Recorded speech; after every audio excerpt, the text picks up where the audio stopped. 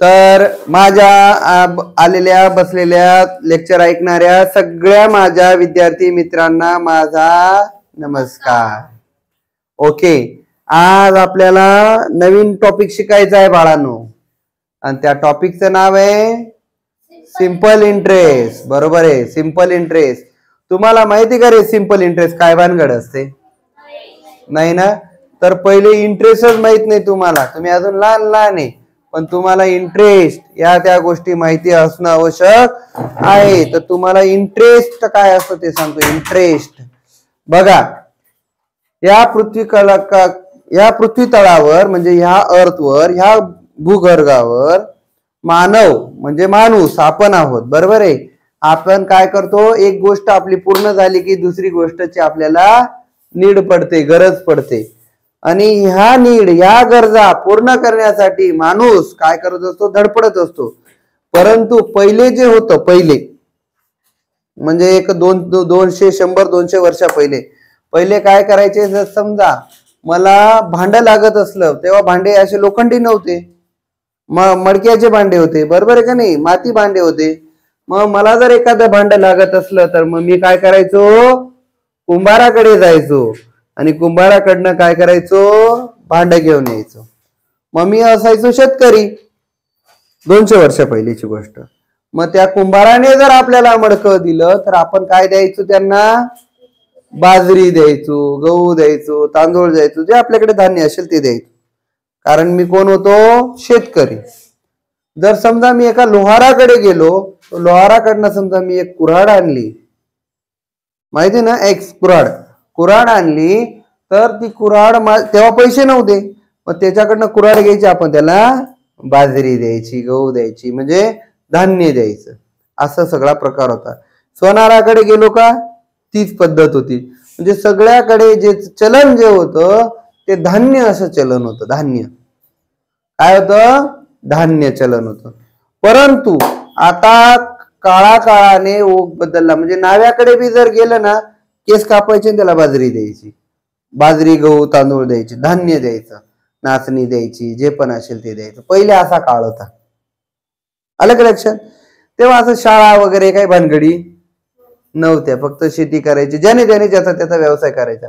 कुंभाराचे मुलं मडकेच घडायचे, नाव्याचे मुलं केसच कापायचे, लोहाराचे मुलं लोखंडी अवजार बनायचे, सुताराचे मुलं लाकडी अवजार बनवायचे. कळतंय का तुम्हाला मला काय म्हणायचंय? अशा पद्धतीने ते चलन चालू होतं.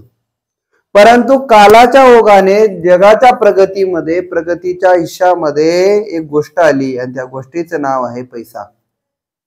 काय आहे? पैसा. परंतु बघा, आपल्या घरामध्ये सुद्धा आपले मम्मी पप्पा जॉब्स करतात, वेगवेगळ्या नोकऱ्या करतात. बरोबर आहे की नाही? वेगवेगळे व्यवसाय करतात. आणि हे व्यवसाय करत असताना आपण काय करतो, आपल्या गरजा पूर्ण करत असतो. म्हणजे बघा, आता एखादा मनुष्य असतो, त्याला मुलं होतात, मुलांची शाळेची फी, ट्युशनची फी, व्हॅनची फी, पुस्तकांचं हे ते, त्याचे बाजार, कपडे लत्ते सगळं घेत असतो. त्याच्याबरोबर तो घर घेतो, इतर काही गोष्टी घेतो. त्यावेळेस त्याला फार सारे पैसे लागत असतात. आणि आता काय बाजरी वगैरे देऊन चालत नाही, आता पैसे द्यावे लागतात. मग अशा वेळेस ज्यावेळेस तो बाकीच्या गोष्टी घेतो, म्हणजे जसं घर घेतो, गाडी घेतो, मोटरसायकल घेतो, कार घेतो, एरोप्लेन घेतो, हेलिकॉप्टर घेतो, अशा वेळेस त्याला कशाची गरज पडते रे? पैशांची गरज पडते. कारण त्याचे पैसे, त्याला ते पगाराचे पैसे काय होतात, कमी पडतात. काय पडतात? कमी पडतात. मग असे पगाराचे पैसे कमी पडले तर त्याला पैशांची गरज असते.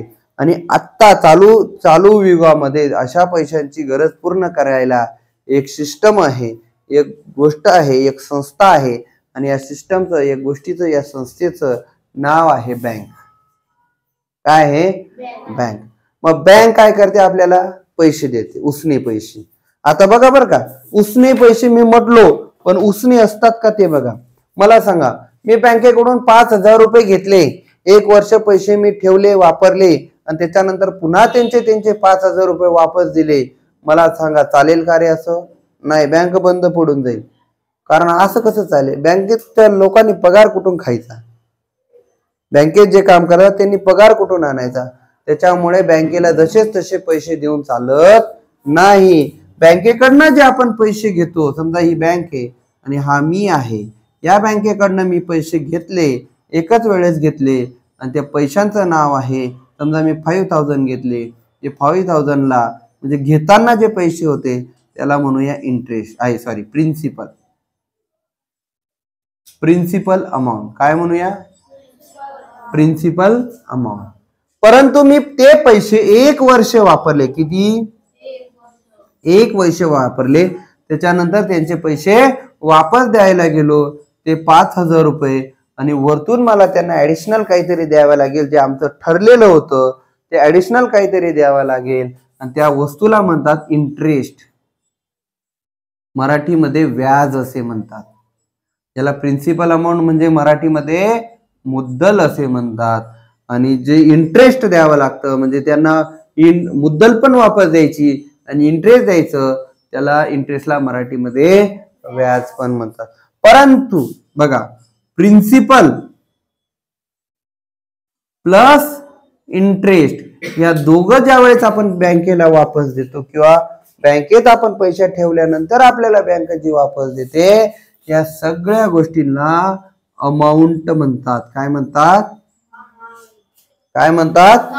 अमाऊंट. हे लक्षात आलं पाहिजे. बघा, आता कधी कधी आपल्याकडे जास्त पैसे होतात, ते पण आपले पैसे कुठे असतात? बँकेत ठेवलेले असतात. मग बँक सुद्धा आपले पैसे फुकट वापरत नाही. बँक आपल्याला काय देते? इंटरेस्ट देते. इंटरेस्ट म्हणजे व्याज देते, व्याज परतावा देते. म्हणजे तुम्ही जेवढे जास्तीत जास्त पैसे बँकेत ठेवणार तेवढे बँक तुम्हाला जास्तीत जास्त पैसे वापस देणार. इंटरेस्ट देते, व्याज.